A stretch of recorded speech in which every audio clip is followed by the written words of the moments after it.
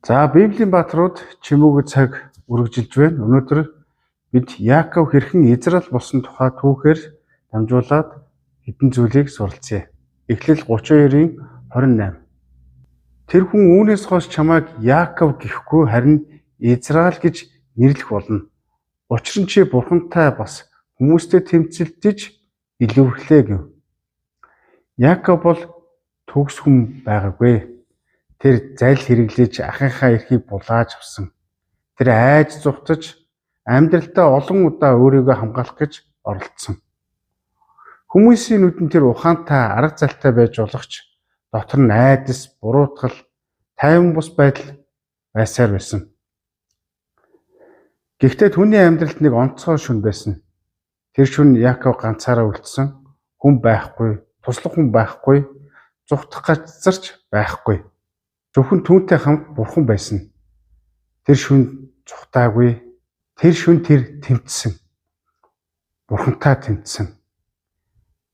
Энэ бол зүгээр нэг биеийн тэмцэл биш. Энэ бол дотоод тэмцэл байсан. Өнгөрсөн төөгөө айцтайгаа өөрийн хуучин хүнтэйгээр хийсэн тэмцэл байсан. Тэр бурхантай уулзаад та намайг юрөөхгүй бол би таныг явуулахгүй гэж хэлсэн. Энэ мөчөөс бүх зүйл өөрчлөгдсөн. Бурхан түүний нэрийг асуусан. Чиний нэр хэн бэ? Тэр Яаков гэж хариулсан. Өөрөөр хэлбэл түүний нэрний утга бол би залтай, хуурдаг, айдаг, зүхтдэг хүн гэсэн утга юм. Гэхдээ бурхан түүний хуучин нэрээр нь үлдээгээгүй. Чи одоо Израиль. Израиль гэдэг нь бурхантай тэмцэж ялсан хүн гэсэн утгатай. Бурхан зөвхөн түүний нөхцөл байдлыг өөрчлөөгүй. Түүний хувийн итгэл үнэмшил өөрийгөө харах харааг өөрчилсөн. Түүний нэрийг бас өөрчилсөн. Түүний ирээдүйг өөрчилсөн. Яаков зүгээр сайжраагүй. Тэрнээс бид нар сурах зүйл нь бурхантай уулзах жинхэнэ уулзалт бол гаднах өөрчлөлт биш. Доторх үндэс өөрчлөгддөг. Чи өнгөрсөндөө ямар байсан чухал биш. Чи юу хийсэн, хэдэн удаа алдсан. Хүмүүс чамайг юу гэж харж байсан. Энэ бүгд чамайг тодорхойлохгүй. Бурхан чамайг цоо шин нэрээр дууддаг. Заримдаа чи ч бас Яаков шиг ганцаараа үлдэн, зүхтгаарахгүй болно.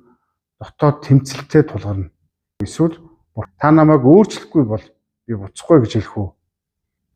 Би одоо хүртэл Яаков шиг амьдарч байна уу? Би одоо хүртэл айдас, хуучин, зуршил, буруу итгэл үнэмшлээр амьдарч байна уу? Бурхны Израиль гэж дуудсан шинэ хүнийг хүлээн авахыг хүсэж байна уу?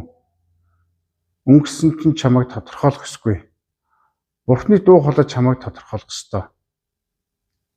Тиймээс өнөөдөр хуучин нэрээ тавь, хуучин бодлоо тавь, хуучин айдсаа тавь. Бурхны өгч буй шинэ зүйлийг хүлээн ав. Хамтдаа залбирцгаая. Эзэм минь би олон удаа Яаков шиг амьдарсан.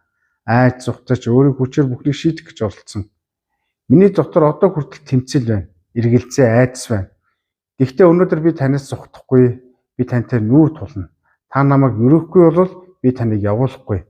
Миний хуучин хүн чанарыг сольж өгөөч. Миний бодлыг шинчилж өгөөч. Би өнгөрснөөрөө амьдрахгүй. Би таны дуудлагаар амьдрна. Өнөөдрөөс эхлээд би Яаков шиг биш, харин таны шинэ бүтээл Есүсийн нэрээр залбирч байна.